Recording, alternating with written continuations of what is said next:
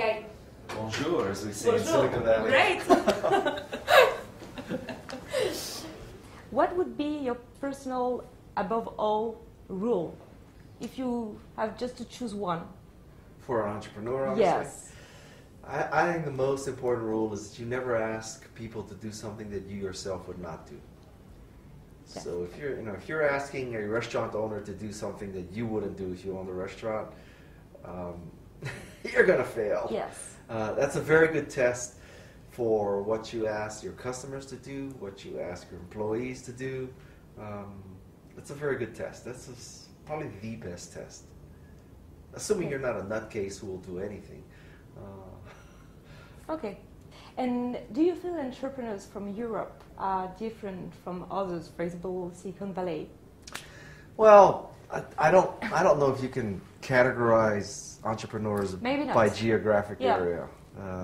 There's an entrepreneur who's trying to do similar things to you in America. Perhaps there's more in America, but I think they're more similar than they're different. Yeah. Because in a sense, you all have this sort of drive, and you have this desire to change the world, and you have this innovative idea. So you wouldn't advise, as many people does today, to go to Silicon Valley to build a startup? We can do it from... That's a different question. Okay. The advantage of being in Silicon Valley is that there is more of an infrastructure there for startups. Yeah. Venture capitalists, lawyers, PR firms, But even beyond that, I think the mental approach to startups in Silicon Valley is probably different, particularly, than here. In Silicon Valley, for example, people expect you to want to start a company. Yeah. And I don't think that expectation is as common here. Also, in Silicon Valley, if you fail, it's not that big a deal. I suspect that failure here is a bigger deal than failure in Silicon Valley. So there are some key differences. Having said that, I don't necessarily think it can only be done in Silicon Valley. It's just that Silicon Valley has some advantages. Now, there are also some disadvantages. There are disadvantages because in Silicon Valley, you're competing with many more startups for talent, for example. And there's much more noise in Silicon Valley. So it's certainly not the only place you can start a company. Okay. The world is Good much to flatter know. these days. It's much flatter. Okay, good to know. Regarding your book, this one, yes. Chapter 57. I'll try to do my I best. have no idea what chapter 57. I will tell you regarding schmoozing. Okay.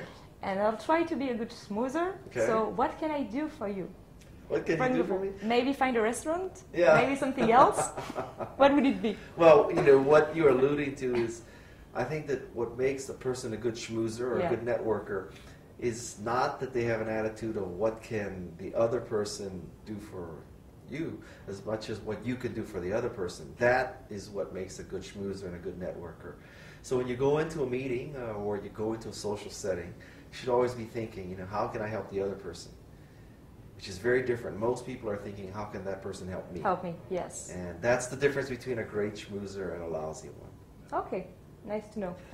And regarding books, are you now writing a new book? Indeed I am. Like that? Oh, great. I'm not traveling. Well, actually, I woke up this morning and in this room, or the next room, one of these rooms, I spent about 2 hours writing. So I'm writing a book called Enchantment. Yeah. And it is a book to help people influence and woo and persuade people. It is, if you will, Dale Carnegie wrote a book called How to Win Friends and Influence People. Yeah. It's 70 years old. It's still in the top 200 books on Amazon to this day, 70 years later. Wow. So it's a combination of how to win friends and influence people. There's also a great book by Robert Cialdini called Influence, Social Psychology. And what I'm trying to do is write a book to help people enchant people. Great. That's the goal.